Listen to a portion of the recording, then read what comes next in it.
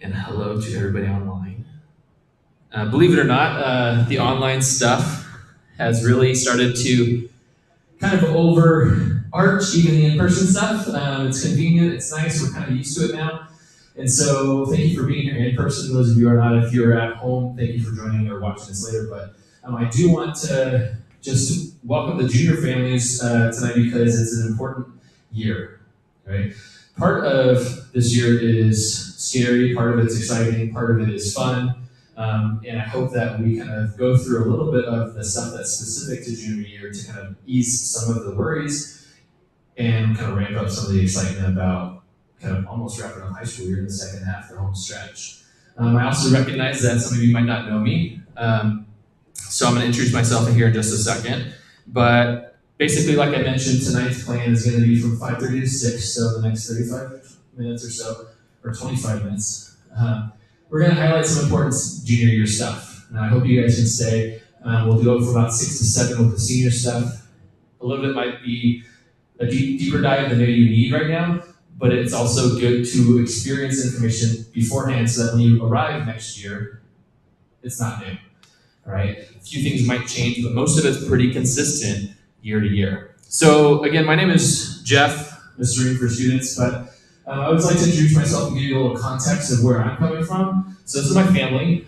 We actually had a third son this summer. So he's 3 months old. So we have Joel is the oldest, he's 6. Silas is 2, and Micah is 3 months, and my wife Jackie. And so this is my 10th year here at the high school, and so we've enjoyed living in Tahoe. But I always like to show you my family because they're cute, but also it means I might be out sometimes, right? And sometimes unexpectedly. So if you have meetings with me or if we have to cancel things at kind of a short notice, I always like to apologize in advance and also blame it on my kids. So if that's the case, I do want to let you know, like sometimes they're sick and I might have to leave school unexpectedly. But basically, there's a couple other announcements that I want to kind of make sure we go through. One is if you've gotten emails from us, we did send out a newsletter about a week or two ago with a bunch of information. One of those things that's coming up is our 2022 college admissions case study. That is a registration-only event. We're really excited that it's back this year. This will be our 4th one, I think, and we partner with like Sugar Bowl Academy, Tahoe Expedition Academy, Truckee High School. We get about 8 college reps from around the country that are coming in, and we kind of flip the admissions process on its head. You get to be the admissions team, review applications, but you do need to register. It's on Saturday, October 1st, and I realized that they set homecoming on our admissions day. We had set the date first, but so there are conflicts, but that's just life, I suppose. It's open for parents and students. The students do need to be in high school, but please do register if you're interested. And it's here at the high school, so it's a really great opportunity. I'm happy to talk a little more about that if you have other questions a little bit later. I do want to remind you all, we do have a website. We try to keep up to date with a bunch of information. It's underneath the programs tab, and it looks slightly different, but it'll take you to a page and you just find school counseling. And then we try to provide a lot of resources, and this will change throughout the year depending on what's going on. Links to AP registration. There's always going to be an appointment link, so you do book appointments online with us when at all possible. And that's not that different than Miss Alcaraz last year, for example, but please do explore that. I might reference a couple of things on there as we go today. Another kind of housekeeping point, and this will be, some of this you might hear again, I'll probably mention this again with the seniors, but just heads up, so community service is back, or is here, if you haven't been here with community service. So there is a community service, and there has been a community service for requirement, which was kind of forgiven for COVID reasons, but that is now being phased back in. So for the class of 2024, you will need 8 hours for both junior and senior year for a total of 16 hours to graduate. All right. And there's really 2 scenarios you need to know about community service. Number 1 is if you did 16 hours as a junior and 0 hours as a senior, you will receive a high school diploma. However, you will fail pathways your senior year. Okay, so the yearly requirement is an annual requirement to pass your pathways class, which is a pass-no-pass class. It's a 1-credit class. You'll graduate likely without those credits. But if you're one of those, I got straight A's, I want to be a SUMA, that will count against you. Okay, so it's an important thing just to know there are two scenarios. But if students wanted to go above and beyond that, they can mark off that graduation requirement in advance if they want. And your students have gotten some more information about that and will be made known about upcoming opportunities in their Pathways classes. So how do we support our juniors? It's a pretty, like I said, a pretty intimidating year for many juniors and the students and parents, because again, it's starting to wrap up and it's kind of these big picture items, costs, and kind of culminating activities about high school are coming around. People are talking about college or life after graduation and stuff like that. And it's can be stressful. Juniors tend to take on a lot. They tend to maybe take on too much. And those are all important things to really, really understand. So it does have a lot of pros. Like I said, a lot of juniors are starting to kind of get into their stride of academics. A lot of times that ninth grade year is kind of like, oh my gosh, what's happening? 10th grade's like, my brain's not done yet, so let's screw around and kind of not really get down to business. 11th grade tends to be like, oh, I see the light at the end of the tunnel. And senior year is like, oh my gosh, the light's here, right? And so we're kind of getting into that world of, I can do it. And that comes with a lot of fun. The juniors also, there's this magic thing that seems to happen between 10th and 11th grade over the summertime. For some reason, they graduate or they leave for summer at the end of 10th grade year, kind of crazy kids, and they come back a little bit more focused usually. Maybe it's their driver's license, I don't know. Maybe it's like a switch in their brain or that light that's slowly coming towards them. But they tend to be a little bit more focused in school in general. Okay, that might be relative to your own student, but usually there's some progression that you'll notice, and I hope that you have. Another pro, and I'm definitely in the midst of this, we're waiting 9 months for a minivan now. They can drive, so that's a big pro in most cases, but that can also cause some cons as well if they don't drive carefully. So, like I said, they're usually more mature in and out of school. They do want to be treated as more mature students and people, but sometimes lack the skills and kind of forethought to necessarily follow through with some of those mature things that we ask of them. Usually they are able to tackle things a little bit more independently as well. So they're able to, we treat them as growing adults as they go through high school, right? They're going into that adulthood, that young adulthood. 9th grade, we hold hands. 10th grade, we let them go a little bit. 11th grade, we start really cutting them off. And senior year, they're pretty on their own, okay? And that's on purpose. That's developmentally right for them to start growing into that piece where if we just held their hands all the way through high school and then kicked them out, they're going to flounder when they hit the real world. So it's on purpose. So sometimes if we push things back on students, it's not because we don't care, it's not because we won't help. It's an important learning opportunity for them as that 16, 17, 18-year-old person getting ready to go off into that kind of big, scary world. I've been helping kids apply to junior college applications and stuff like that for juniors like taking classes, and it's complicated. It's really hard for some of them to do. And so we kind of try to scaffold that, but it is something that we kind of slowly break them off of that process of support. They do have a lot of learning happening in their brain. Normally, I kind of go through a little bit of how brain's developing right now, but for time purposes, essentially, there's a lot of really good connections happening in their brain, which is why they're like super on top of school a lot of times, but they really can't connect their actions with their intentions half the time. Okay, so that's something just to know as a parent, and I'm sure that you see it probably daily. I feel like I see it in my 6-year-old, but it's probably a whole lot worse with 16-year-olds. There are some cons to really pay attention to. All right, some of these are kind of self-obvious, but they're overlooked every year, right? And it will hit you in different ways. Balance is super important in life. Balance is super important in school. Balance is super important for life after school. Okay? If I had to raise your hands, probably most of you would say, do you have too much going on in your life? Probably most of us would say, yeah, probably. Students are the same way. Some of it's cultural, some of it's societal, some of it's familial, some of it's school related. Right? We maybe push them too hard in some ways or others. Right? But it's important to know, like, students do not need to do everything.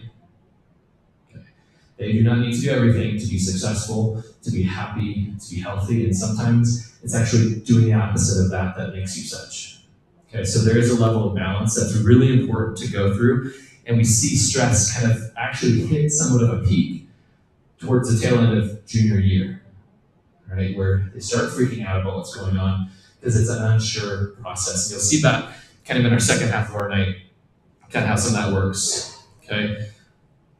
Sometimes students are actually in a situation where maybe they haven't done as well in the early part. This is the first half of high school. And sometimes they've dug themselves a pretty deep hole. And the junior year is kind of this pivotal time frame for any remediation that needs to happen for graduation, for A through G requirements. And so if your student is in that circumstance and needs to climb out, it's important to talk to me sooner rather than later. Okay, we can kind of brainstorm a process to see about working through some of those different processes. So like I said, they're lacking those connections. That's why students, teenagers tend to be more at risk for injuries, more at risk for things like auto accidents and stuff like that, is many times because driving 100 miles an hour sounds fun, and the consequences of that aren't really in their brain yet. It's not always their fault. Sometimes we don't remember that.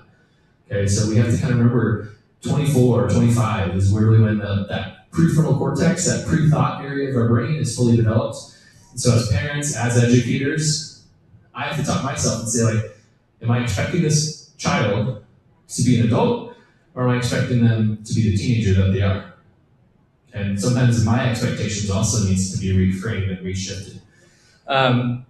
This last one is for you parents and guardians, because this is also the year where I notice a lot of well-meaning, caring parents and guardians doing too much of what the student should be doing. And we'll kind of talk a few things like this later in this session and also in our next one. But our jobs as adults in these students' lives at this point in their process is as coach and cheerleader. Okay, so that's our role. When we jump in the game for them is where we're teaching them and we're actually telling them, you're not good enough to do this. Okay, does that make sense? Like, so if we step in and we say, I do not trust you to write your college essay. When you write it for them, or really put your fingers in that process, that is the message that's kind of ingrained in their brain. And it will follow them. They'll realize, like, you know what, maybe I'm not good enough to write this. My mom or dad or whoever needs to write this for me. Okay. And on the flip side, if we step in too much, sometimes that might mean maybe this next step really isn't an appropriate time for that next step for that child. Are they really ready for jumping out of the nest into the world of college or into the world of an internship or something like that if they can't get through a process with at least some of their own kind of self-ambition and process to get through it? Okay, not everything is done by a parent or guardian. So there's a video, I did not pull it up because it's kind of traumatizing and like 3 minutes long so geese. We have geese up here. They go poop on the commons and stuff like that, and kind of are annoying, but they usually live in high up areas, and so there's a video of this nature documentary, and there's a family of geese, and there's this goose way up on a cliff, and this little gosling, this British guy, and this gosling jumps out of the nest, and you see it slowly, instantly, slow motion, and of course, tumble down a sheer rock face, hitting rocks, flipping over for like a minute and a half. Like it's kind of like, are you watching this? But you think like this bird is dead. Like there's no way they could survive this. And kind of go down, and the music gets all tense and stops, and you think, oh gosh, they're gonna be sad. And they get down to the bottom, the mom or dad or whoever come down and land next to this gosling. Gosling shakes its head, gets up, and this is a normal process for this bird. Okay? These birds have been developed with bone structure and stuff like that helps them survive difficult things. And so that is, I don't necessarily want you to go push a kid off a cliff, okay? But In a rough analogy, okay, it's kind of what this year starts to feel like a little bit. And that's scary for you. I get that as a parent of a little kid. I can't imagine when they're about to leave what that would feel like. But it's a scary thing. But it's a real process. And again, you have a really important opportunity here and now to come alongside your child and help them, not do for them. And like, the doing would be the parent picking up their gosling, flying them to the bottom of the cliff, making sure they have a pillow to land on. Like, that is not the process that we're really hoping to see here. So we talked about the balance, and I want to just emphasize the quota area. Many times when I ask students, what is your kind of intention for doing something, whether it's a volunteer activity, taking a certain class, I would say about 60% of the time, the answer is it looks good to colleges. And my usual answer is, which ones? And how do you know? Okay, and it's not that it doesn't necessarily, but that should not be the sole reason of doing something. Okay, the sole reason of doing something should be because you enjoy it, because you want to learn about it, because you want to give back to your community in a way that's meaningful. And I guarantee you, doing that is a million times better than what the other intention of doing things is. Okay, both of those things will look good to college. You'll just get a lot more out of one of them. So there are some social emotional supports. Like I said, it's stressful this year. I just want to kind of highlight a couple things that are happening in school, just so you know, because students will go through periods of ups and downs. And so between myself and Ms. Alcaraz, and then Hillary of the Wellness Center, Ms. Jimenez, we will be doing weekly SEL and mindfulness lessons in classes. And so students will be practicing some of these things to help manage kind of a stressful time of the year. They'll get monthly, more intensive focus lessons that are related to healthy thinking, happiness, stress management, stuff like that throughout the year. And then my office, as well as the Wellness Center, are typically always available for students in crisis or in needing some additional supports in this area. But it's good. This is also an important thing for after high school. Okay, we're preparing students for launch, and this ability to self-advocate, access resources and stuff is super important after high school. All right, so let's take a quick look at a transcript. We're going to go through this pretty briefly. Some of you might not have ever seen a transcript, but if you have, this is kind of what it looks like. And if you haven't, this is a transcript here. And we're going to really focus on mainly this section down here. So I'm going to blow it up and highlight a couple areas. The top section is really just your grades and the classes that you've taken in this particular semester. Students do look at this every year. Okay, so your student looked at this a couple weeks ago to check against their graduation requirements as well as A through G requirements. I also check them every year. Okay, so there's multiple points of contact with this transcript to make sure that your child's on track for both graduation and meeting A through G requirements. These two sections out here are particularly starting to become important and kind of interesting for juniors. Number one is, how many more credits do I need to graduate? That's on this side here. Okay, this is the minimum, so this is what you need. Many students who are kind of like go-getters and stuff will probably have more. Okay, that's okay. Students do not need to just have 3 or 4 classes as a senior. Okay, taking above and beyond it is really what will take them to that next level in the world of college, which you'll see in our next section. The GPAs, I'm not going to cover, but there is a video on our website that kind of covers what the 6 different GPAs are.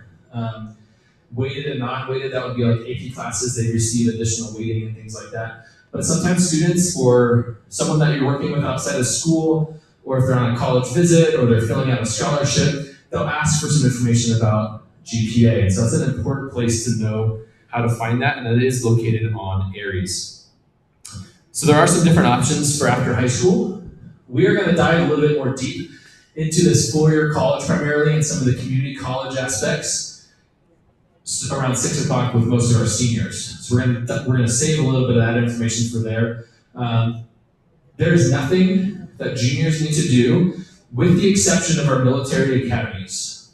I always like to point that out because they do have some stuff that starts in junior year for West Point, Air Force Academy, places like that. But junior college and 4-year college, there's nothing that you need to do now in relation to applications for your junior student. Okay? Trade and vocational schools, that would be like a Universal Technical Institute, a WyoTech, Culinary Institute of America, something that's going to lead a very focused educational program directly into a pretty well-paid job typically, okay, with a distinct career path. It's not just work, okay, it's a focused educational path. Careers and work, those are some good options. And then these are kind of the extraneous that kind of fall towards the bottom end of what most students tend to do, but we have the military, Peace Corps, volunteer opportunities. Gap years are increasing. We're not going to take time today and talking about gap years, but if your child's interested in gap years, please come talk to me. There's some important things just to consider about that. Study abroad and more, and there's a whole bunch of other things that can fall in this area too, but probably as we work down the list, that is how we tend to see seniors leave North Tahoe High School. Okay, the majority of students go to a 4-year school, followed by a 2-year school, followed by like a trade or technical school. So let's break down 4-year schools, and I'm going to talk surface level on this right now, but really it's the stuff that juniors really need to know. So if I asked you to describe what this tree looked like, what are some things that you might observe? There's bark on the tree. Okay, if you're like an arborist, you might be able to tell what kind of tree it is, baby. Okay, could you tell if it was alive? Probably not. Could you tell where it was located? Could you tell if it was in a desert or a stream? Probably. Like, there's a lot of stuff that you can't tell. You can tell some basic information about this tree, but not a lot. All right. This is what we would stereotypically call what colleges look at for students. Okay, when we think about college applications, we would typically think of a view that looks like this. My student is my classes I took, a test score, and a GPA, and that's pretty much it. Okay? And so that is kind of a very zoomed in look, but in reality, this is really what colleges and universities and stuff look at. They pay very close attention to the whole picture. And luckily, there were some good things that came out of COVID, and this is one of them, is that it forced many colleges and universities to really look at the bigger picture of students. Okay? So they do what's called comprehensive review, and that's taking a big picture of what's going on. They can tell where a student's at. They can tell, has it gotten hit by lightning? Has it, does it have a good support system around it, or is it kind of working on its own? Did it have all the resources it needs to flourish, or did it have to really kind of buckle down and like break through a rock and things like that? All right, so that's comprehensive review, and we'll break that down next section when we look at some UCs in particular and how they review students. Okay, but I wanted to make sure that the juniors in particular heard that piece. I talked about it with the seniors last year, but the juniors in particular, because it changes our perspective of what some of the things that we're doing in the junior year are really focused on, because we hyper-focus in on a few things that aren't usually important, but are not the whole picture of what makes a student admissible or not. Okay, so some junior college options. So junior college is an increasingly utilized, and I think an increasingly accessible option for many students for a lot of reasons. Some of our local ones would be like Sierra College in Truckee, LTCC, or Lake Tahoe Community College in Southlake. But a lot of students go around. There's 115 now community colleges in California alone. Okay, throughout the state, all over. All right. Some of the benefits of looking at a junior college, they're not competitive admissions typically. Okay, you're not submitting 20 different applications to schools at the junior college level. You're going to do your research, apply, and very few programs might have an admissions requirement, say like a welding or nursing program or something, but generally speaking, if you have a high school diploma, you're in, and you go to school, all right?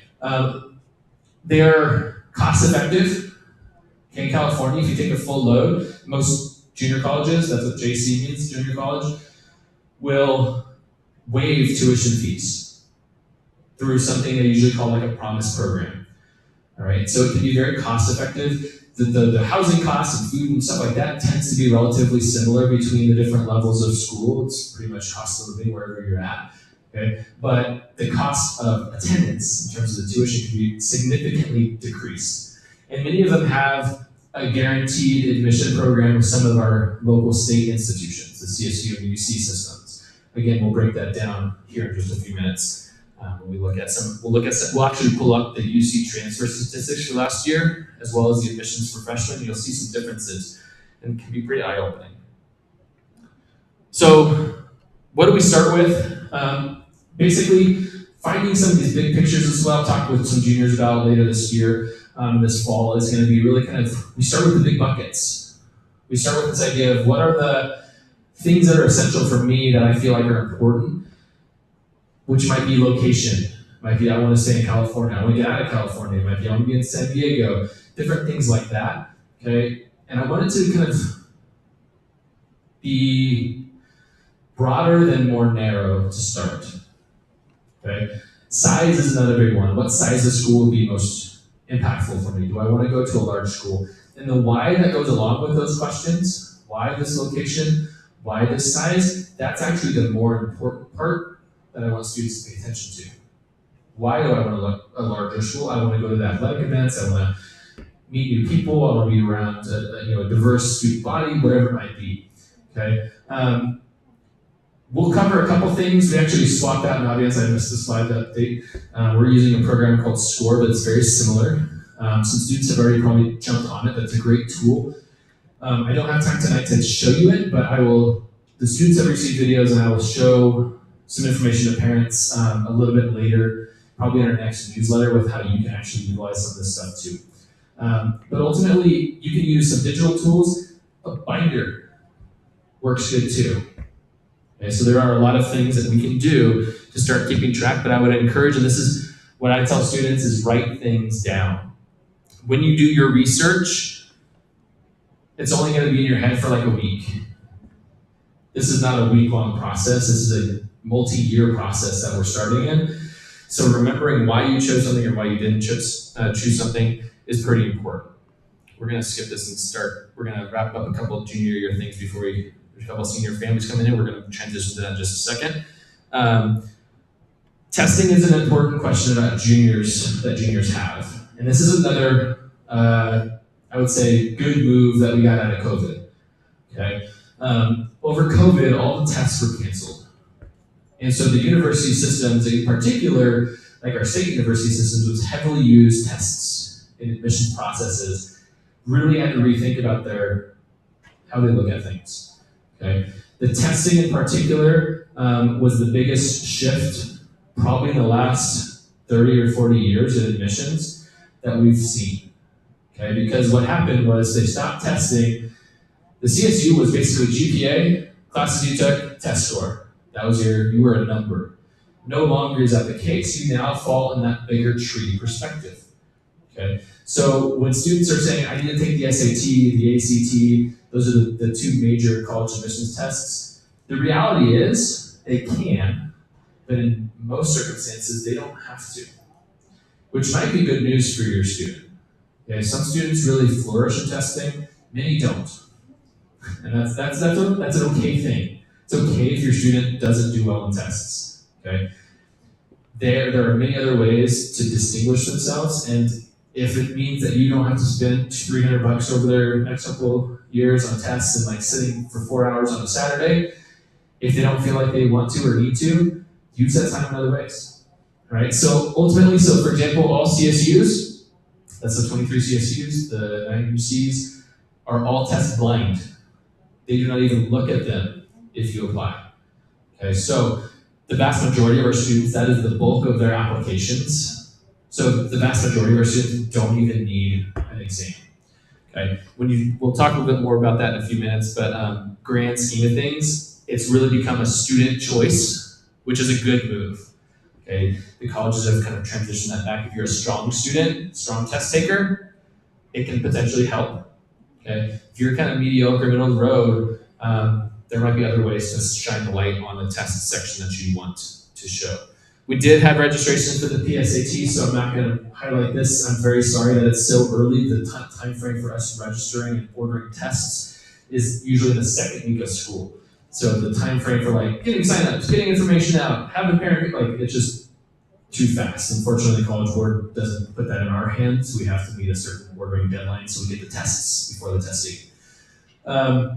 So unfortunately, registration did close. We don't have any additional way to sign students up if they did not get registered, but that will be on October 12th this year. So if your student is taking that, please make sure they mark that date. Talked about test optional, test blind. I'm not going to go into that anymore. AP exams, again, that is a big component too that a lot of juniors will dive into this year in a more deep fashion versus maybe in their 10th grade when maybe they had one or two AP exams. And so AP exams will start with registration. Teachers are getting them on their AP classroom and stuff, but ultimately there is an exam registration deadline on November 14th. Okay, so and you'll get a lot of notice, both in your classes and probably a million emails and whatever else, but that is a hard deadline. Okay, so everything related to college typically has a hard deadline to it. It's not our Nortel High School, you can turn this in whenever you want, pseudo deadline. Okay, so do make sure that students do that, and then we will probably have a deadline for payment kind of in the early kind of springtime. Okay, and that registration is only done online. First 2 weeks of May will be the AP window, so please, if your student is taking AP classes and intends to take the test, mark that on your calendar now. There are no makeup tests. Like, this is the national, worldwide time when this happens. Like, if you're in the hospital, we'll talk about it, but like, generally speaking, like family vacation, no go, you're not taking the test. Okay, so don't book any of that stuff if at all avoidable. Talked about some of these things already. I'm going to skip ahead a little bit. So ILPs, these are meetings that we typically have. You probably had one with Ms. Alcaraz potentially last year. These are meetings that we typically start looking at for juniors. I usually start with the senior class in the fall, early fall timeframe, because they have some upcoming pressing things that are happening. The juniors tend to follow that.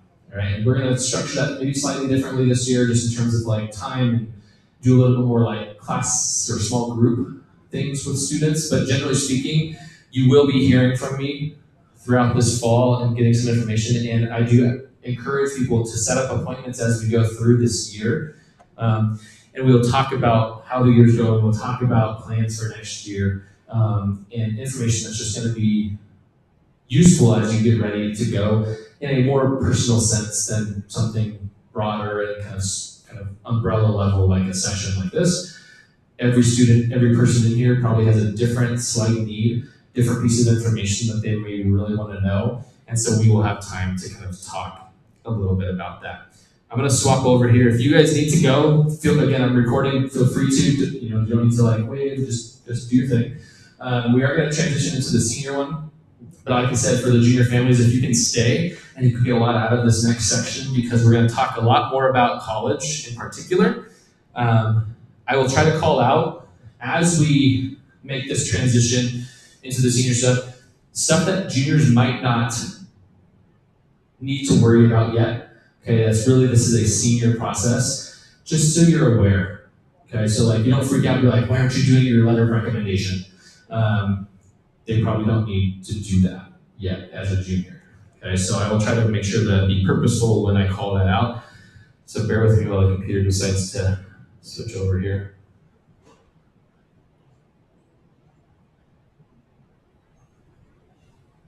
Any quick questions from the junior group? Just about junior stuff that I can answer while this is slowly spinning.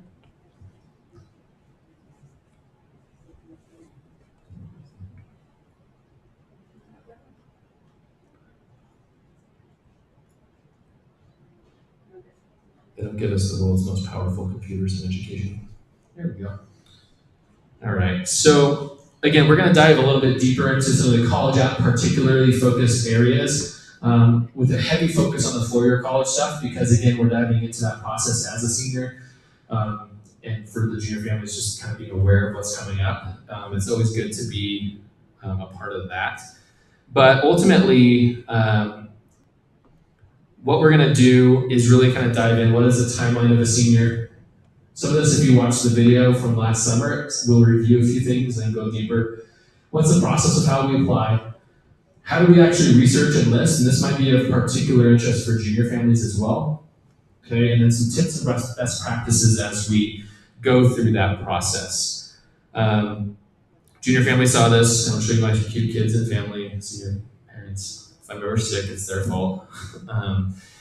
But Joel, Silas, and Micah, 6, 2, and 3 months. And so we are busy, and our fridge will be very bare someday.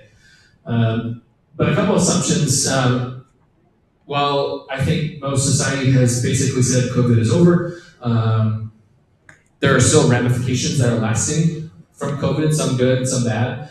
We mentioned a couple good ones about testing, but ultimately, there will still be things that we notice in college process and school process and life process related to what happened over COVID, and either in the large scale or small scale. It might just have been an impact that a student experienced that they want to then explain and kind of explore in some writing on an application.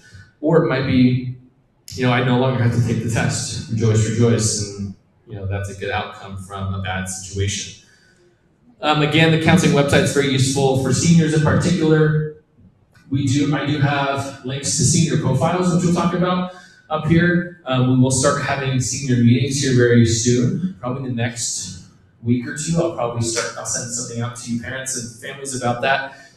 And we'll sit down and it's a one-on-one kind of family meeting with myself and you and the student in particular, and talking about what their own individual plan and action plan is for this year and what kind of questions they have, where they're at in this process. And that'll be a link to do that on here. There's also links to some resources that could be helpful. At the end, I'll show you a couple screenshots of them, but there's a college counseling handbook, which might be helpful if you're a reader. There's some literature if you want to read through some stuff and get some ideas about what some next steps might be for you in that sense. These are also big things. This is another good thing for the juniors to do. College is all about fit. That is the area that we kind of encourage students and families to consider when we're talking about what schools make sense for your student to start investigating and apply to. And so these two kits here will help provide some guiding questions. So there's worksheets, some things to read through that students can look through and be like, help them define what that is for me. Those big picture questions I mentioned about like location, size, it really helps dive into some of those different areas a little bit deeper and in a reflective way. So what is fit? So fit tends to be kind of in 3 main areas. Right, so like location and size tend to be so that would be kind of geographic, I would say. Students tend to start there. Okay, believe it or not, they actually start here and usually go this way. Sometimes it really should go this way, but we don't get what we want sometimes. But they do start, and that's typically where they have friends that go there, they're from there, they like the beach, like whatever it might be. They do start at the location and size element. Then they usually look at the social and environmental factors. Social might be, do they have Greek life? Do they have really rowdy football games? Environmental interests, like what is their philosophy as a school? Like, are they very politically active or inactive? Like, are they very red, very blue? Kind of whatever that student might need as they kind of fit in as a person on campus. And then, believe it or not, they're actually there to go to school. So they actually usually take into account a little bit about the academics. But sometimes that's a very kind of nebulous question. What does that even mean, right? So some things might be, how do they teach their classes? Are they heavy like hands-on learning? So a good example might be between the UCs and the CSU system. They're two very different schools. I think some people believe that there's a hierarchy in those two systems of like, the UCs are better and the CSUs are not quite as good, which is false. They are on equal playing fields. A percentage of students that get in or not does not equate good education or not, okay, or good outcomes after your education. What it means is it has a different, there's half as many UCs, so they can receive more applicants. There are different philosophies for learning. The UCs tend to be heavy in research. Okay, so they're I would call it book smart more than not, where the CSUs tend to be very focused on kind of the street smarts, the using. Cal Poly's motto is literally learn by doing. Okay, their professors also have different focus, right? So the UC system, their professors, you might even see a professor until your junior year class maybe, because they're heavy in research, so you might be doing that stuff. You have a graduate assistant teaching your freshman level psychology classes, whereas most of the CSU professors, for example, are hired for teaching. They're not doing nearly as much research. So that's just an example of some of the different things to consider, as well as things like graduation rates. I believe that plays into a lot of things, like how soon you get through, but also like how much it's going to cost you. Stuff like that all plays into graduation rates. We also want to think about this process kind of like a job interview. I mentioned this at our pre-summer workshop, but I'll mention it again because we think mainly about this first part when we're applying to college. What does the college think of me? I'm the applicant. Am I good enough to go to this school? Will they take me? Will they offer me the job? All right, and so that is a key component, probably the more important component of the equation, but it's an unbalanced equation. The second part, if you're doing a good job as a professional, you should also be, unless you're like super desperate, you should also be interviewing the company. Does this organization meet my values? Does it meet my goals? Does it reflect who I am? Can I see myself a part of this organization? The same thing applies to colleges. Just because you can get in doesn't mean that you should go. Okay? Does this meet my needs? So another couple helpful tools. These are kind of things you might want to jot down. If we had 4 hours, I could show you each of these.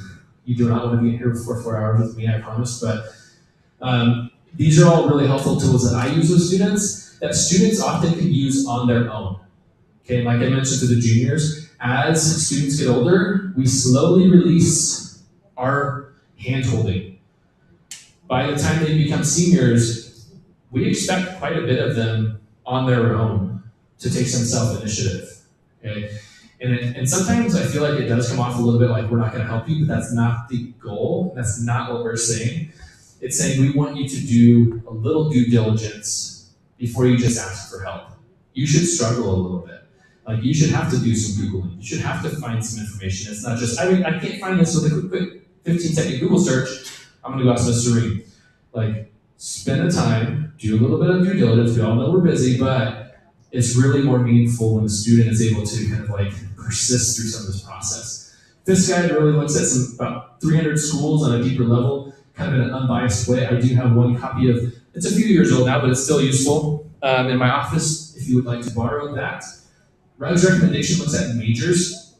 Okay, so that's helpful if you're I don't know what major I should be in, what schools have decent or good ones. I don't like to use the word good in this kind of conversation because it's all subjective, but they've done some research and kind of looked at outcomes and stuff and say these are pretty well-respected, good outcome schools for particular majors. Scores are replacement for Naviance starting this year. So if you had older children, maybe they use Naviance where we changed, but it's very similar. So students will use that in pathways, and some students probably already have. It's a very useful college search tool. And then Big Future is a similar idea from College Board.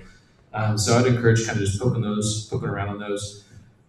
Here's our kind of rough outline for this year. So we're kind of some of you guys might be here, but many of us are here.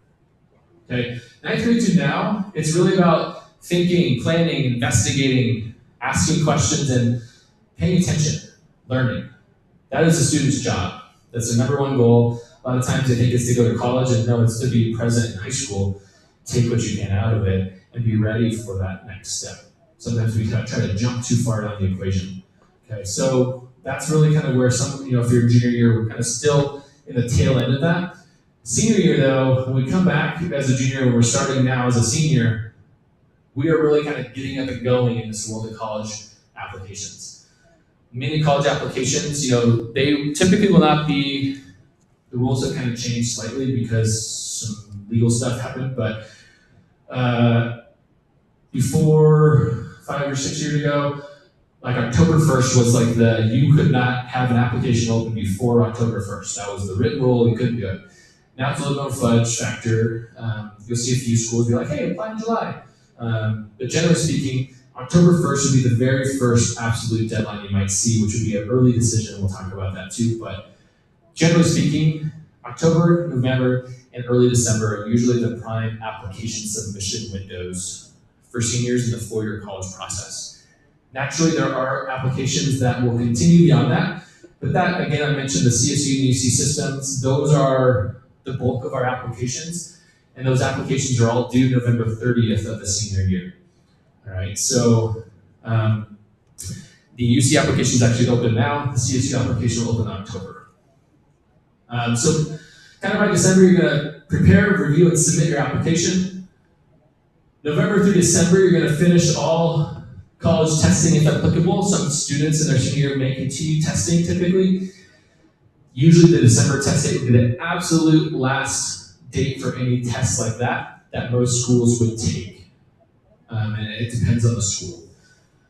And then also two-year college related, so the junior college, community college systems, usually that November, December is kind of when students start taking some action on those enrollment processes in terms of like submitting an application and enrolling and kind of starting to work through the process.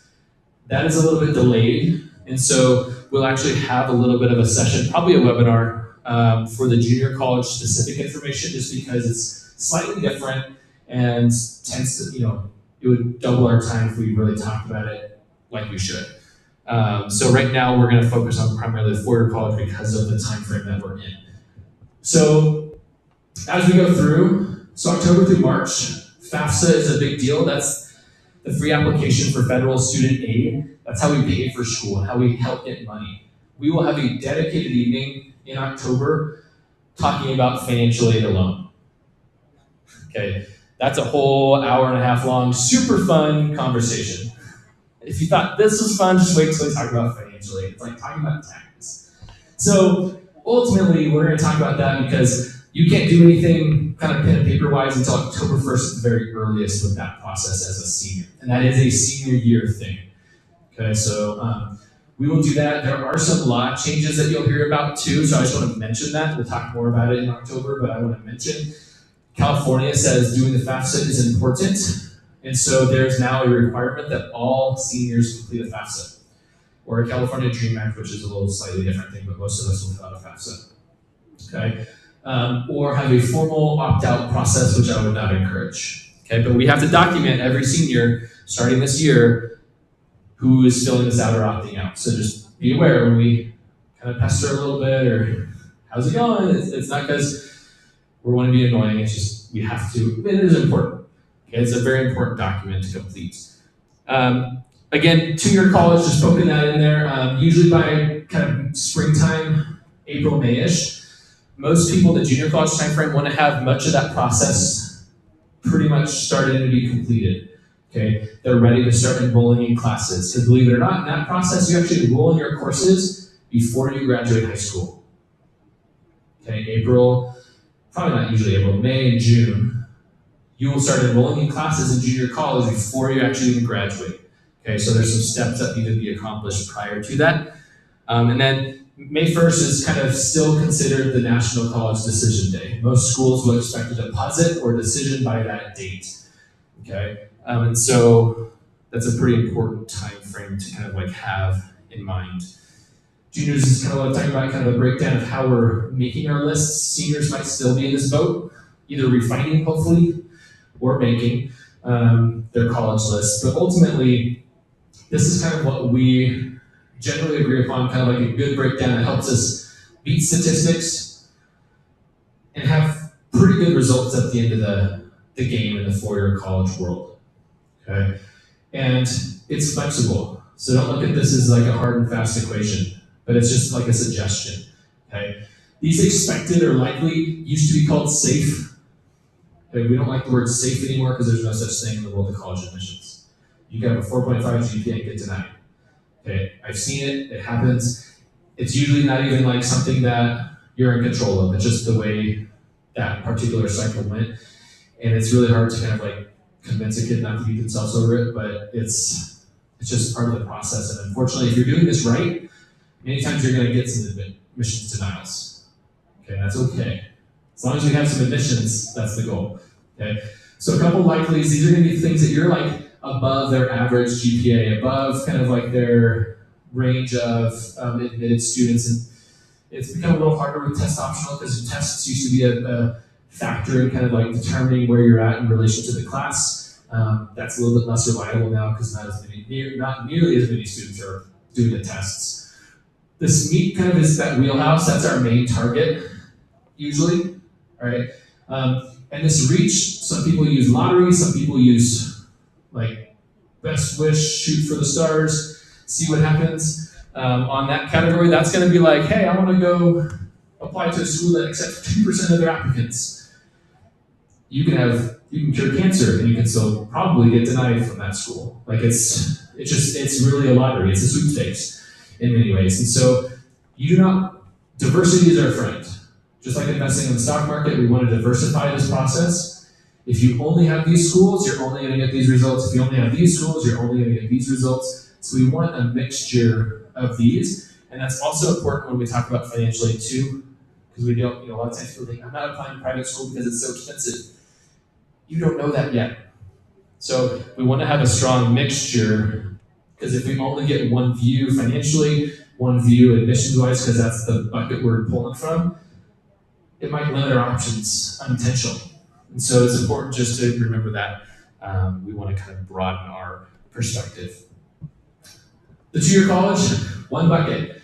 Just pick one. I'll talk to students, I'm going to apply to 5 junior colleges. Not a bad thing necessarily, but it's kind of unnecessary. Okay? You kind of do it backwards. You do all your research, figure out how it's going to work, figure out the right school for you, and then you apply. And really enroll. All right? So it's a streamlined process. Usually it's a lower stress process for many students just because you're not having to wait for denials or acceptances and stuff. But it is important to start researching that stuff now. Sometimes students that are looking at junior college or community college are thinking they can just wait. And so it is later in the year, but it's something that you do want to get the ball rolling now, even slowly, so you can start kind of investigating that and what might be a good fit for your student and yourself. So the different types of applications. There are a number. Good news is that most of these are not used very frequently. Okay? The underlined ones are the ones that most students at Northside High School will typically use. All right, so probably, I should probably put this at the top, but probably the most frequent one are the UC applications and CSU applications. Okay? Like I said, that is probably the bulk of our college apps every year. And they don't necessarily do us a great service because there's 2 common applications, really. These are common applications in the sense of little c, little a, not a formal name, but you're going to fill out one application to apply to any UC that you apply to, and one application to any CSU that you apply to. So it's common in the sense that you're only doing one application for any number of those schools. Okay? But then there's also the big C, big A, formal name, the common application, which has about 900,000 schools out there that usually are out of state, usually private universities, that again, you can apply to many different colleges directly through one application system. So you kind of take some of the work out of duplicating a lot of your applications. They do have some extra stuff for each school that you add, but generally it saves a good 60%, probably or more, of the work that you would do if you're filling out individually for each school. Okay, so those are probably the 2 main ones that we see. The other one is school-specific applications. I always like to say like Montana State is a good example of a school-specific application. They're not a part of any type of like coalition or anything like that. They just have their application on the website. You go log in, you fill it out. One and done, that's it. You can't do like Common App and other things like that. Okay, so you'll see that at a few schools as well. Take a breath. Any questions so far about anything we've kind of talked about that I can maybe dive a little deeper into before we jump into some application types? We will have some time at the end as well if you have some questions. Just real quick, that college fit test, is that on your website? The test? Not test, but the fit, the college fit screenshots you put up. The worksheets and stuff? Yeah, there's a link underneath the college admission stuff, underneath the counseling sections of the website. If I have time at the end, if you remind me, I can pull it up and show you where to find some of that. But yes, it is online. Good question. So the other piece that's going to be pretty important for seniors, this is kind of a good preview to think about as juniors as well, is not only are different types of applications out there, there are different application types. Did I say that right? There are different application systems out there. There are different application types within each system, if that makes sense. So, kind of broken up into two halves, and I'll kind of highlight the main ones that you'll see. Okay, but these are fairly important, especially for our seniors. Okay, I would say the most typical application that you will see on a four-year college application will be this far left one that says regular decision. And that's kind of the stereotypical application that you think of when you think of applying to applications or to college most of the time. There's a start date, you fill out your application in a window of time, there's a deadline, usually in the fall sometime, you submit it, you wait a couple months, you get a result back. That's kind of how it works. You can apply to as many as you want. That's what this non-binding means. Okay, so you can apply to 100 schools if you want. You probably shouldn't. Be very expensive and very time-consuming. But you could if you really wanted to. The next one over here is rolling admissions. I always like to, again, use Montana State as an example for that. What that means is they usually have a start date that's usually pretty early in the fall. We accepted applications after, on this date, and we'll accept them until at least this date or until we're full. Okay? And usually that's going to be like late spring. You can even apply maybe in May if that was the case to some of these universities. But what they do is as you submit, they will process your application. Whereas these schools, usually they get the whole bucket of applications, they go through and spend a couple months reading them and then tell you. These guys be like, hey, you submitted your application, Montana State, probably 1 to 2 weeks you'll hear back. And they process it as you go through.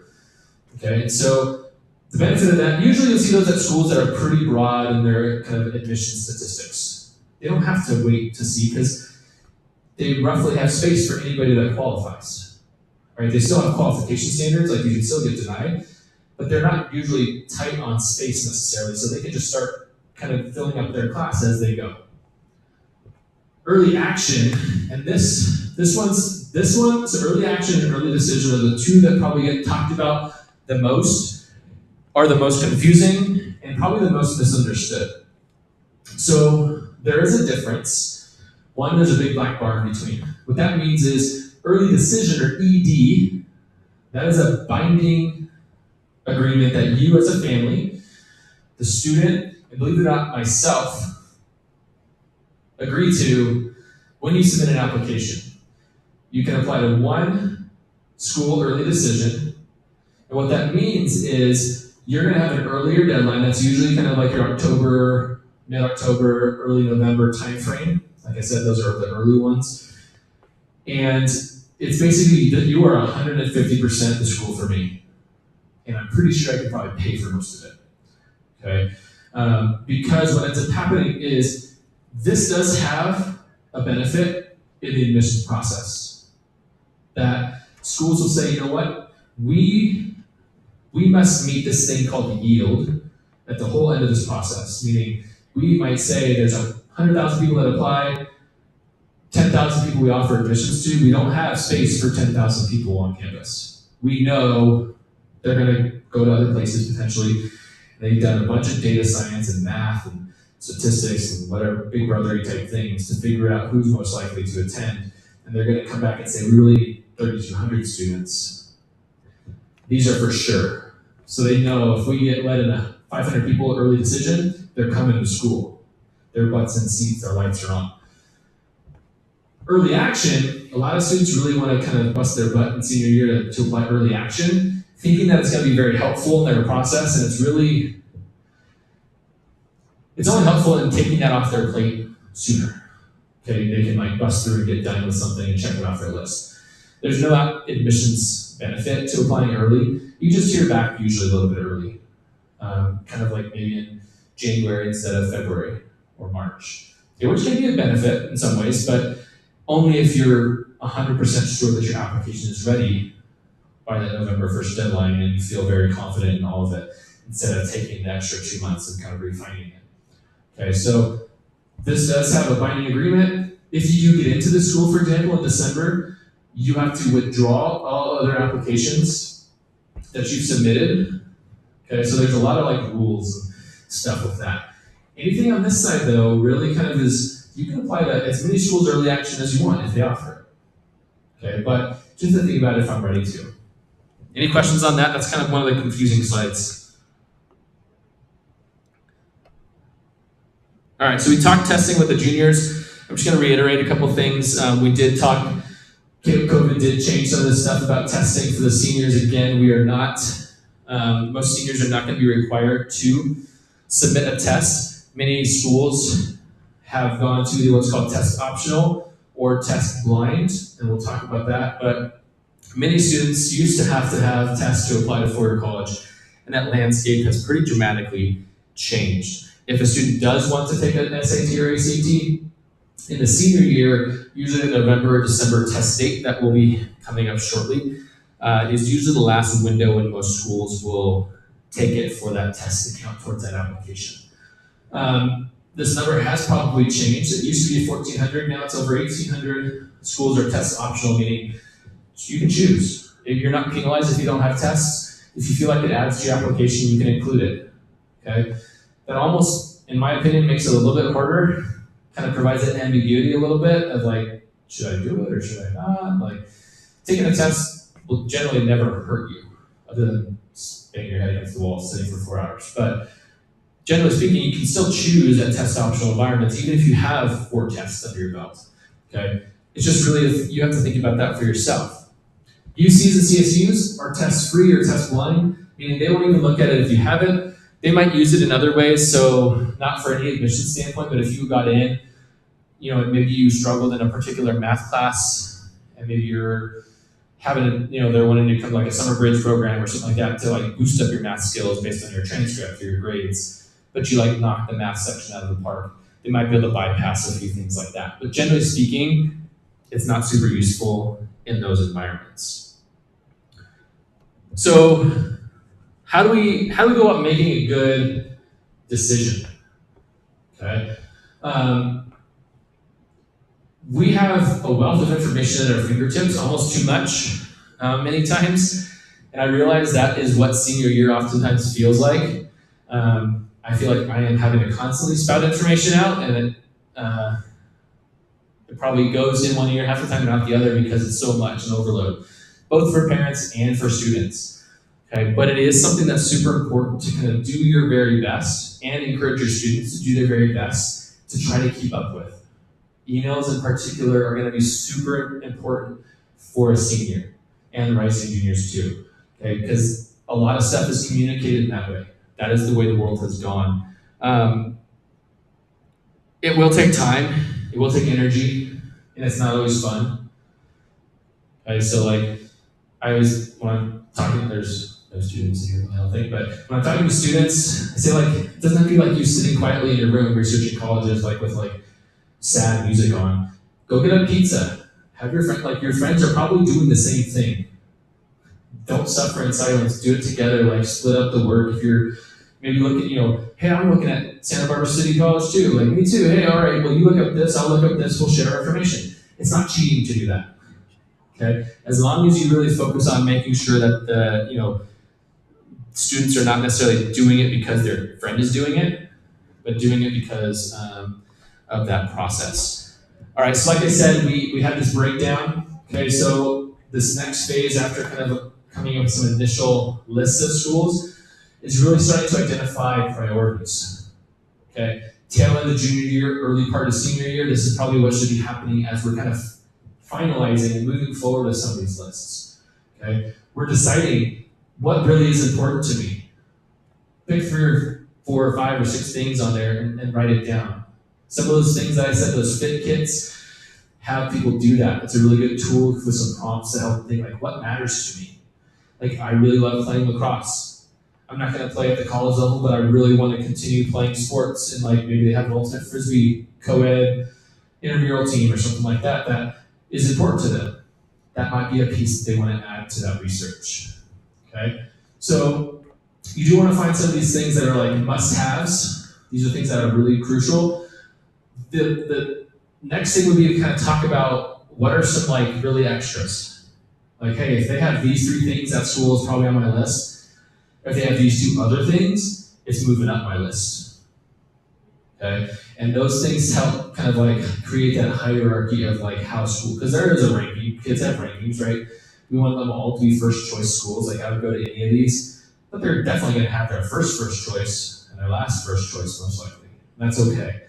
All right, but they probably should be related to these rather than this. Most of your college list should probably have your essentials, and most of the is it higher or lower on my list is related to the bonus points.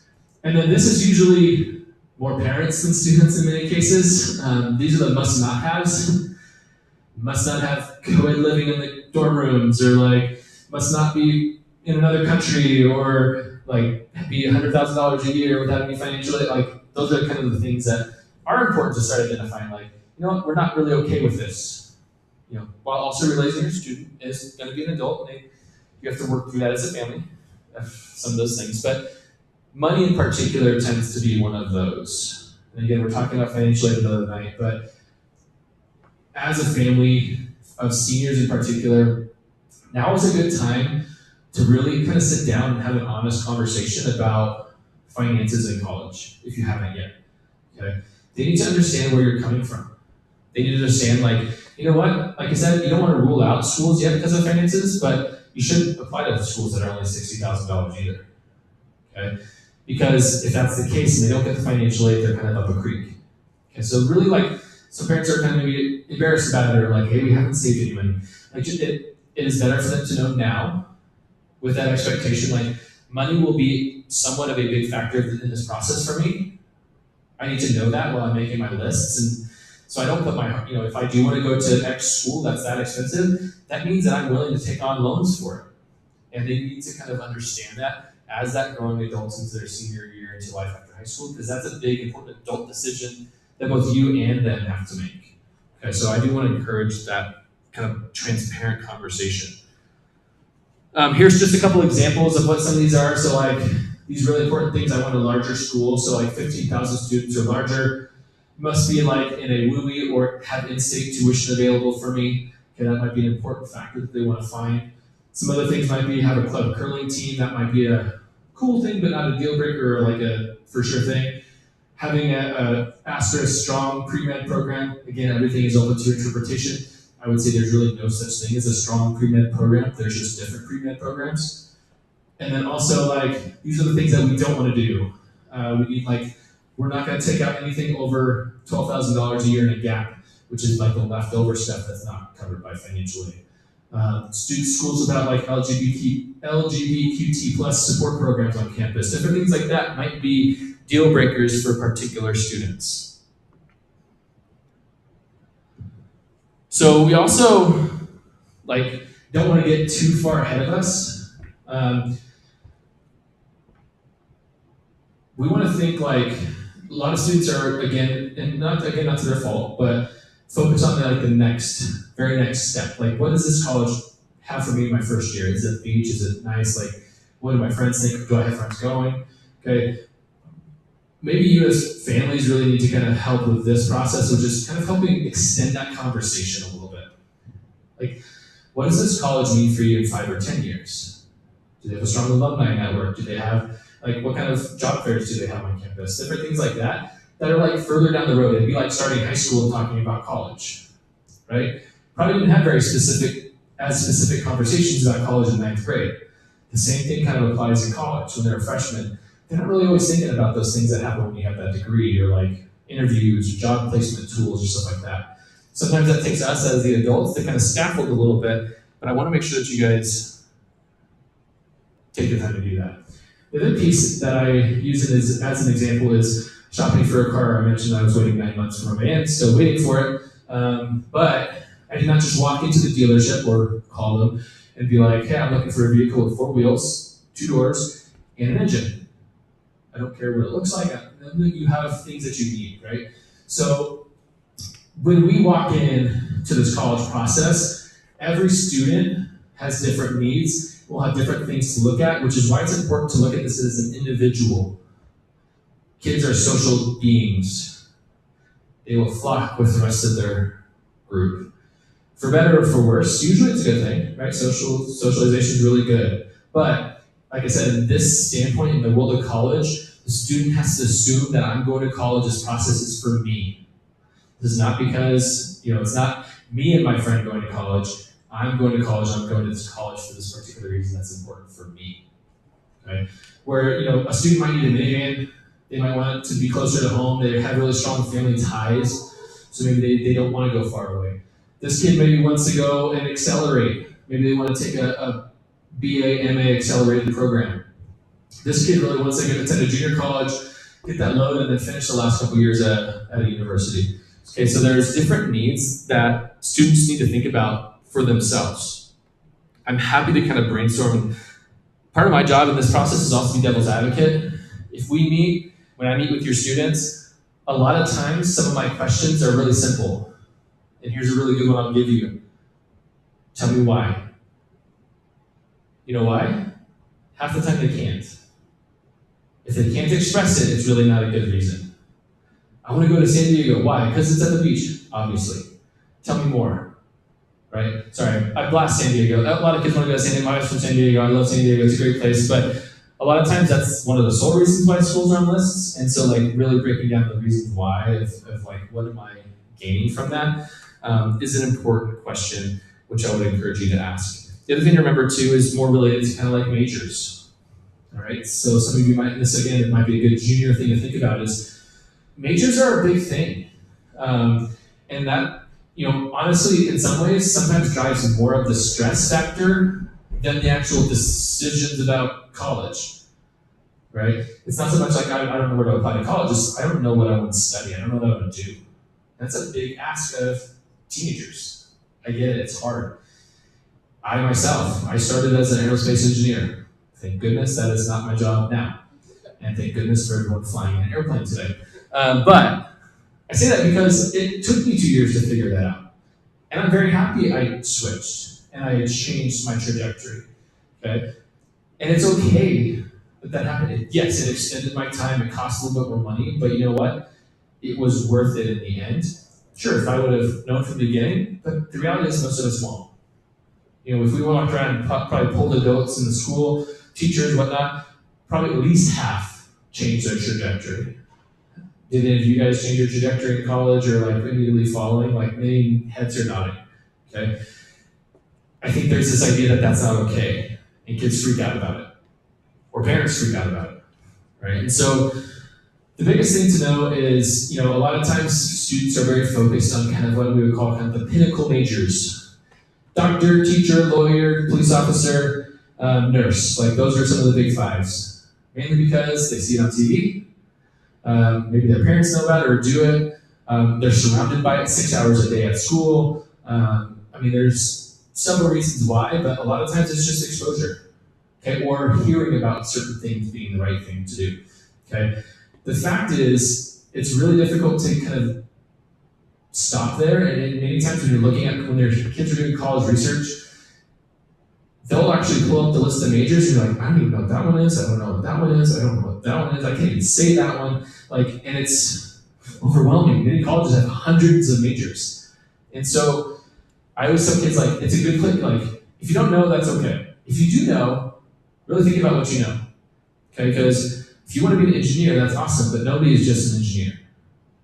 They're environmental engineers, they're aeronautical engineers, they're civil engineers, and so they have to kind of take it to that next level, and sometimes it's not something that they can pick right away. It's okay, there's something called undecided majors, okay?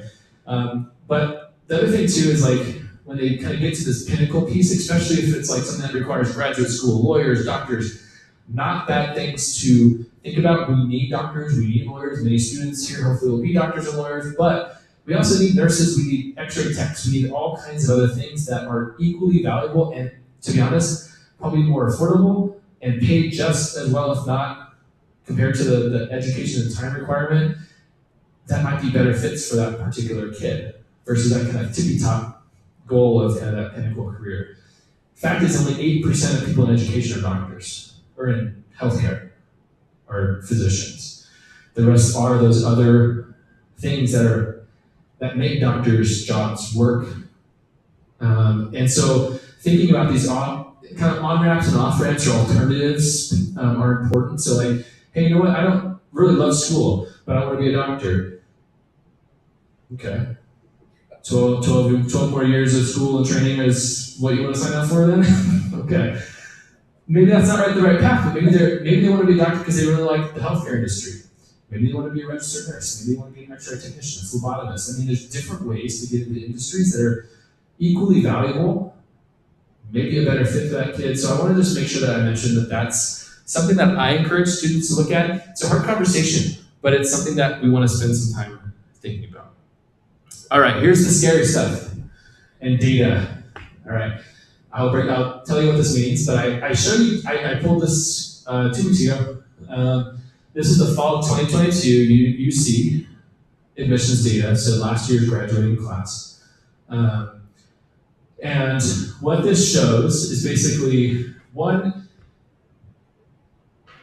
how sometimes defeating it can be, but two, how hopeful it can also be at the same time.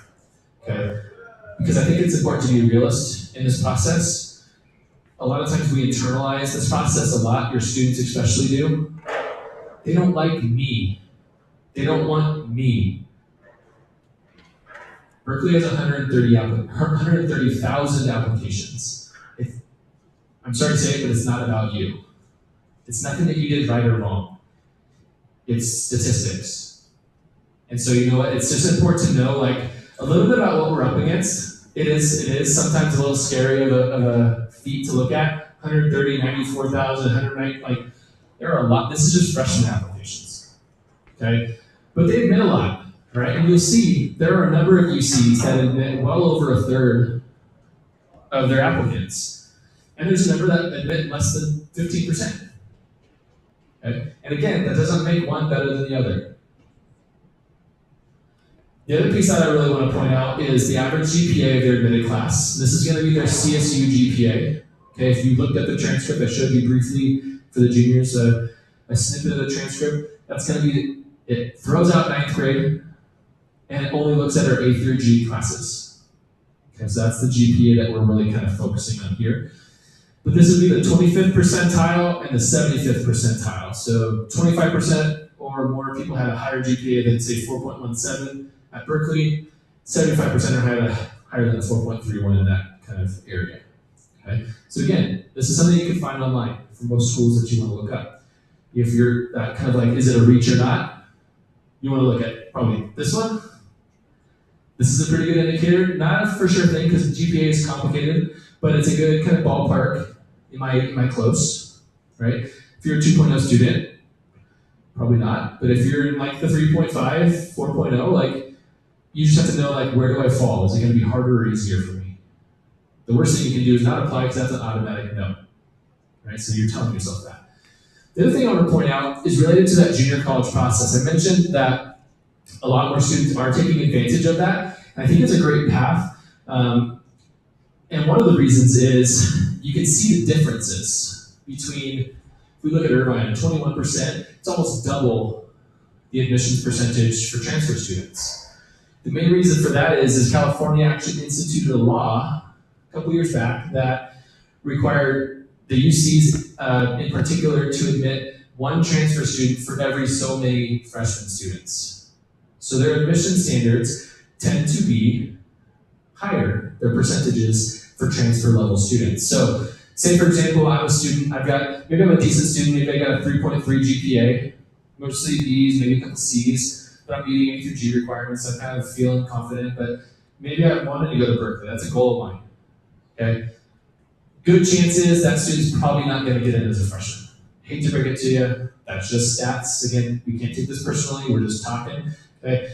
Good chances, probably not gonna happen. You can always shoot for the stars. Again, worst thing you can do is take your name out of the hat, but if you put all your eggs in that hat, you might be disappointed.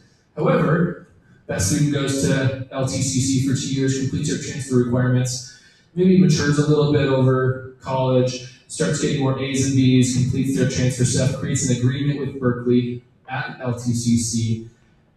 They're now a part of that 27% that's admitted every year.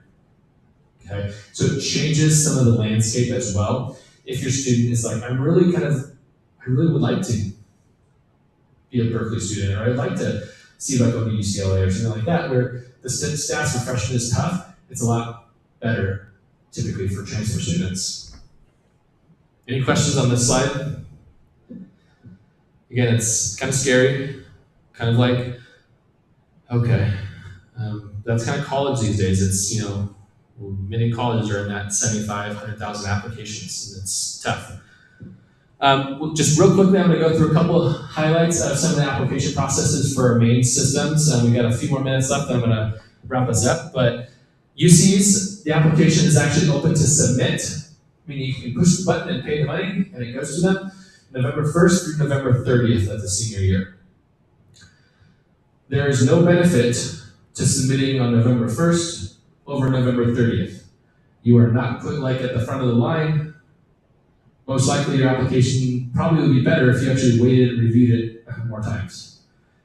Okay, so there's a lot of people I want to submit on the first day it opens.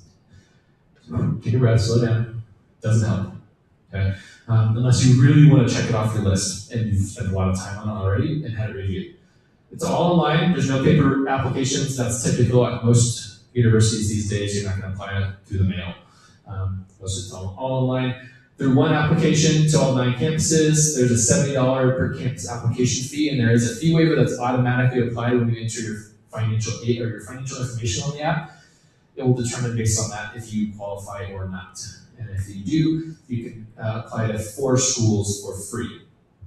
There's some other program requirements on a link here. Like I said, I'll share the slide deck later, but I need to take that out too. If you do submit test scores later on, they do share them, but that is probably needing to be changed since they don't need that for admissions anymore. Things do change. They don't have any letters of recommendation.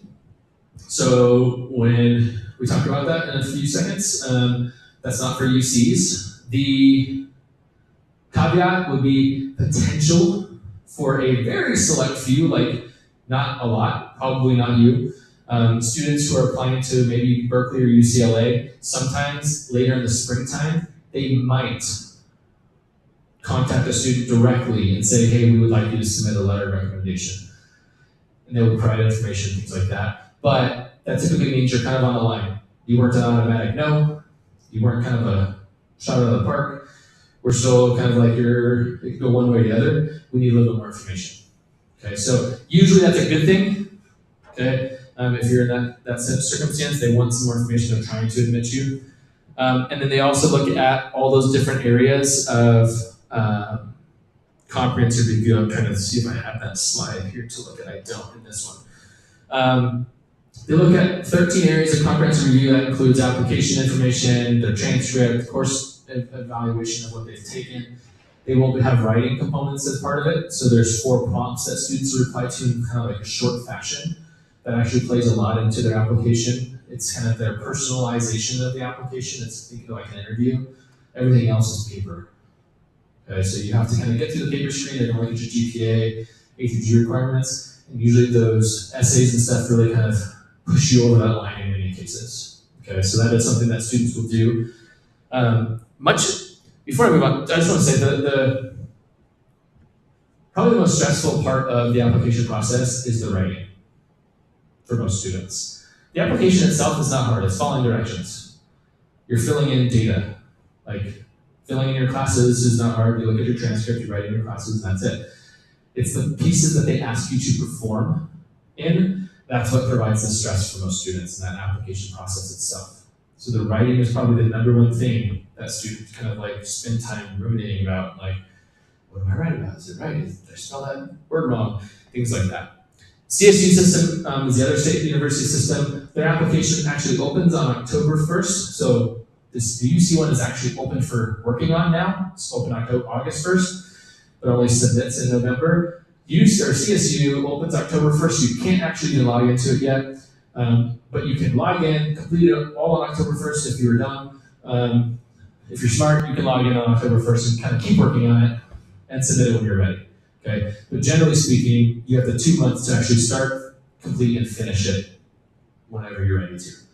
All online as well, all 23 campuses, $55 per campus application fee. And again, they do also have the fee waiver process. There is no writing in relation to the CSU system, so there's no essays. There are no writing components involved in this process. with the exception of like an extra EOP application that some students might want to look into, particularly for like low income or underrepresented students, but that's kind of a whole separate thing. There are also no letters of recommendation at any time, so that won't come down the pipe later. And it's based on grades and GPA and your CSU calculated GPA. Like I said, it's not exactly what you'll see just on the general, like it throws out PE, only 10th and 11th grade, stuff like that. They will, because like I said, they used to be a number, you're still a number there, but they look at a lot more things. They will be focusing, a lot of things they added was looking into deeper things about like, what's my math GPA? What's my English GPA? Kind of looking at subject-specific strengths and areas and things like that. That's one of the ways that they've kind of tried to expand as best they can. And again, no SATs or ACT scores as part of the process. Question?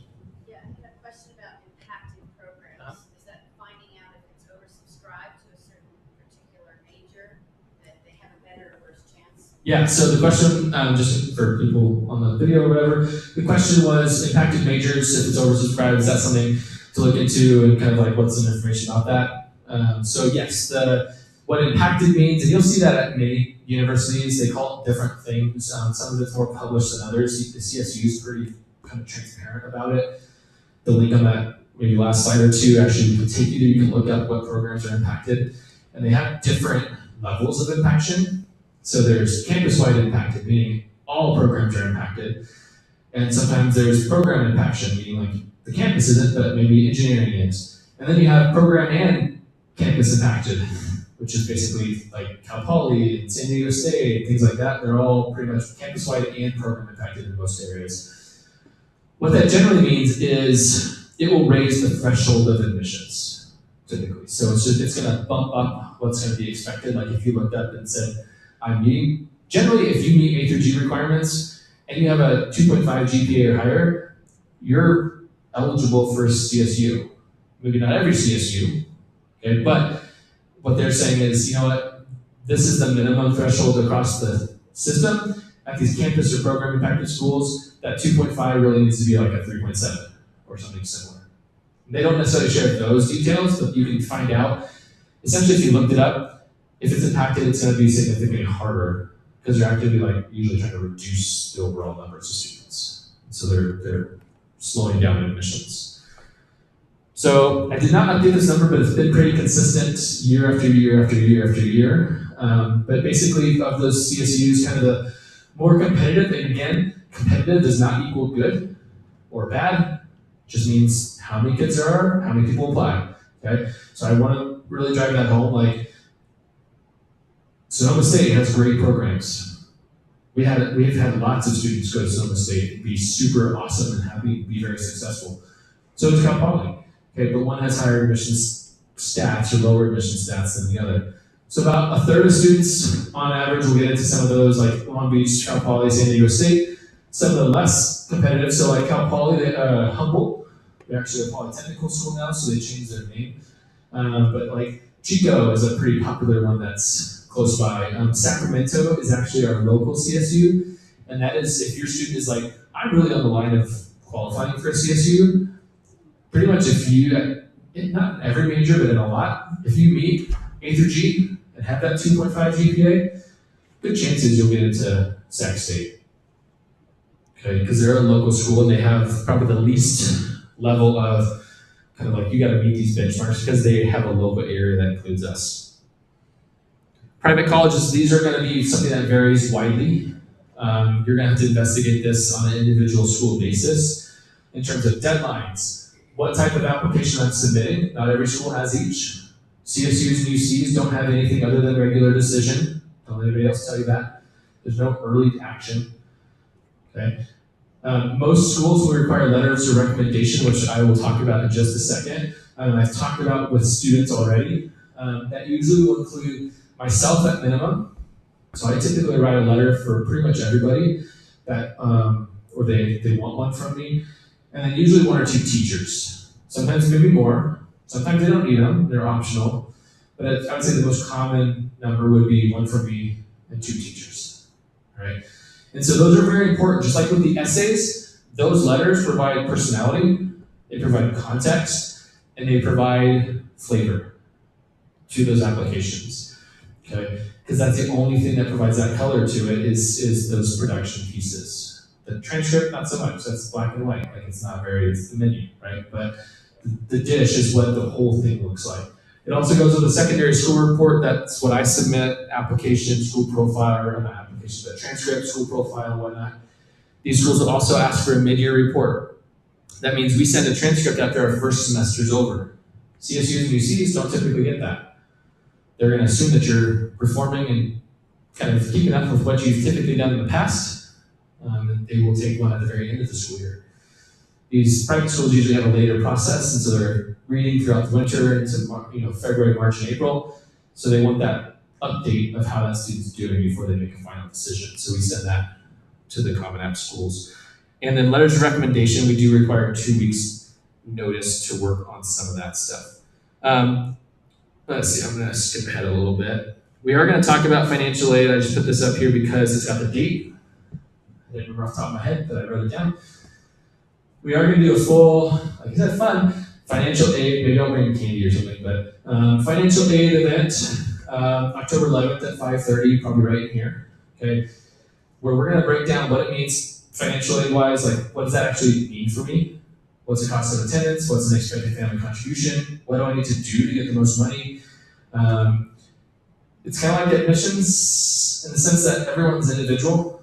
It's kind of hard to give a general admissions talk. It's kind of hard to give a general financial aid talk just because every family's in a slightly different scenario, but there are some general things that you need to know. That's kind of the goal of that meeting. But we will talk about kind of like, okay, so what are some best practices that we can do to make sure that we position ourselves as best we can to provide as much aid as we can for a student and not have to pay more than we need to, and do it wisely. Okay, just like investing. If you put all your eggs in one basket and make bad investment decisions, those are the people that you see on the news complaining about having $300,000 in student debt. They were dumb. They made a bad investment choice. Okay? They didn't explore their options. Okay? I don't say that to be mean, I say that to be honest. Like they chose an option that led them to significant student debt. And there's ways to do that in reasonable ways. I won't say it won't leave with any debt. Okay, that's not typically the reality, but it won't be crippling debt typically. So a couple of last tips and tricks. So these are some stuff that make senior year a little bit less stressful. We talked about the senior letter of recommendation. This document is a multi-page document that your seniors should have. We talked about it in Pathways. They talked about it in English class. It's a senior profile. It's basically a brag sheet. It's something that we as educators, teachers, and myself need before we write letters of recommendations for them. Okay? It is some extra work, but it's not intended to be mountains of extra work. Bullet points, short paragraphs. It's not a 5-paragraph essay per question. And again, your student has heard this if they were paying attention in Pathways. And many of their English classes actually touched on this here at the school last year, actually. So they actually kind of got a little heads up. So students and teachers did get or student and such did get this information, but just a heads up for you, this is something that we expected them. A couple application tips, just kind of broader topics. Do review the application. Okay, this is the one shot that you get for this particular school. You're generally, I mean, I don't know if it's prohibited, but usually if you apply one year and you get denied, most people don't apply again the next year. I would say maybe you could, but it's rare. Okay, so go through and like spend the time. This is not kind of 11 p.m. busted out, kind of BS my essay and get through it, unless that's the results you really want. All right. The other thing that I want to encourage students, and this is a thing for parents to hear too, is in particular with writing. Again, that's the flavor piece. We're tempted to get too involved in that process. Don't interject yourself into the writing before it's time. And to be honest, parents, I would probably say don't interject yourself at all if you can help it, if there's other people, because you're biased, you're too invested, right? Enlist the help of English teachers, myself. Like, there are people that we're invested, don't get me wrong, but like, not like you invested, right? And so, when you do that, guess whose voice starts to come through of that essay? The parents, not the students, okay? This is their application. So my kind of litmus test is students should not let any other person touch it until a solid first draft is even written. Don't give it to anybody else. Don't let anybody else look at it or read it or give feedback. Write it out how you want it to be, and then let's refine it. It's okay. We should refine. We should review. There's some things that we can do to make it more efficient, but with leaving their sense of self in it, rather than kind of like, hey, that's not really your best essay. You should write this one. Like, again, it goes back to you're telling them that maybe they're not good enough to write the one that they want, that they feel like they want to present to that admissions committee.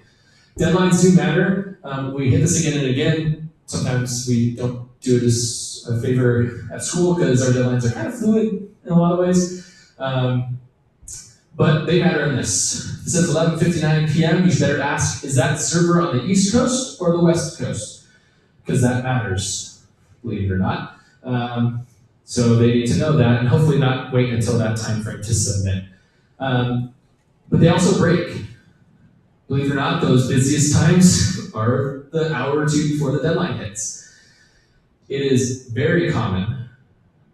UC application servers, CSU application servers, you get around 10 p.m. that night of the deadline, they start slowing down. They start bogging down. They start crashing.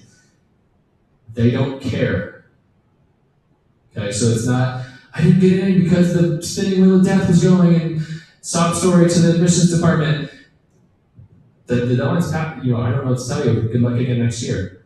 That's what they're going to tell you. So plan in advance. Don't wait until that last minute. If you have a chronic procrastinator, have them start now and kind of start working on it, because that happens every year. Mostly not to our students, but I see it in the news all the time that it happens. So I just would hate for it to happen to one of us.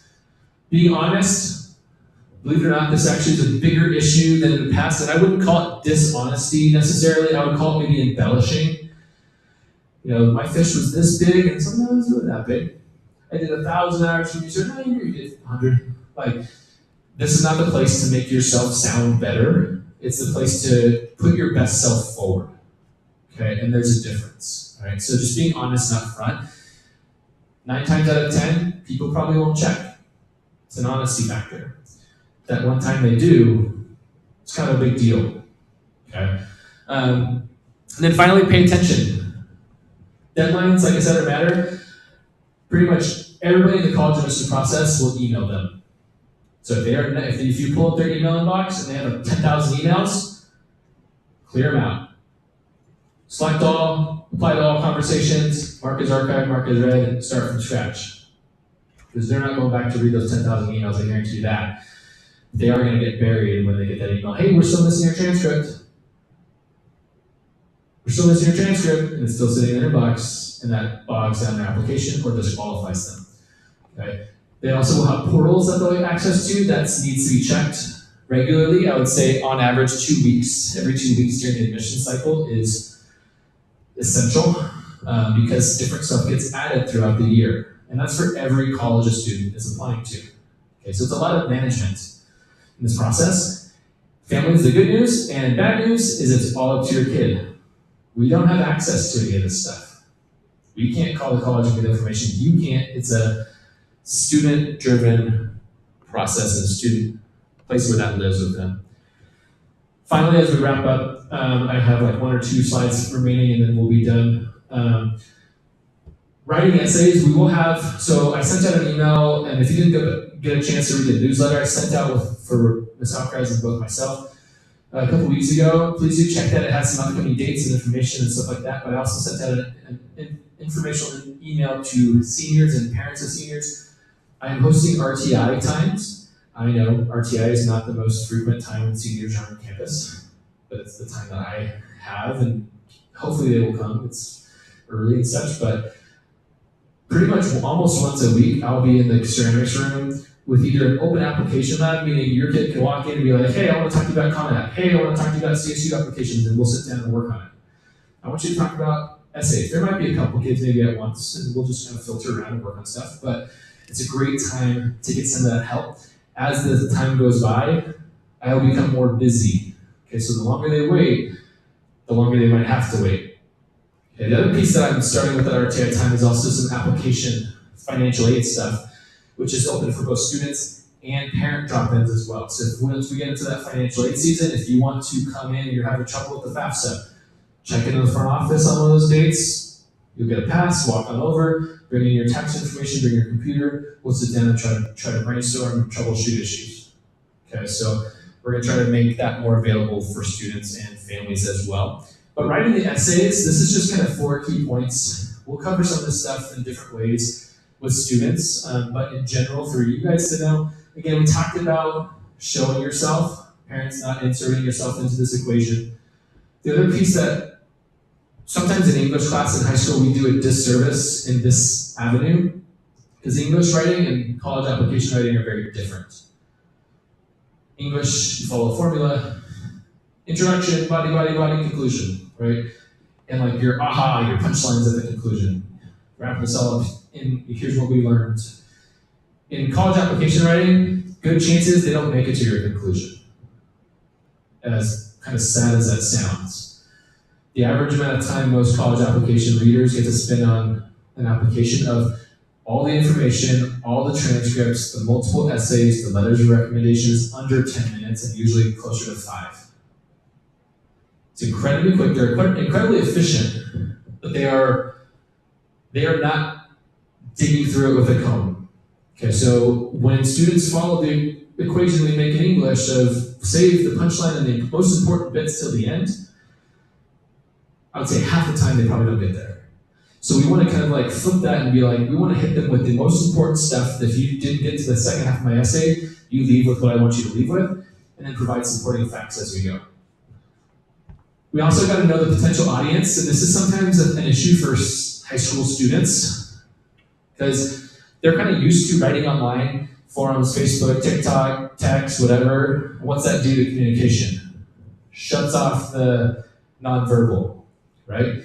So they might write and assume that their belief or their perspective is the most accurate one, and anybody that disagrees with my perspective is wrong and a bigot and all these other things. Doesn't mean that they aren't. But if that person that's reading disagrees, they have immediately biased themselves as an application. It doesn't mean they should be disingenuous. It doesn't mean that they shouldn't be driven or passionate about something they believe in. But you have to take it, you have to frame it from a standpoint that's not going to immediately ostracize the reader who may not agree with you, right? And so that's an important thing just to realize, because a lot of times we don't write that way in electronic communication. And then finally, follow the rules. There are usually word and character limits. Usually the application keeps you within those, but it's okay if you don't meet it. A lot of students be like, I have 499 words, I need one more word. No, you don't. You probably need less, right? And so it's okay. So they kind of freak out about these constraints a lot of times. And so it's okay just to, no, 400 words is great. Did you tell them what you want to tell them? Yeah, then you're done. That's it. You don't need to have 100 extra words in there that are probably not useful.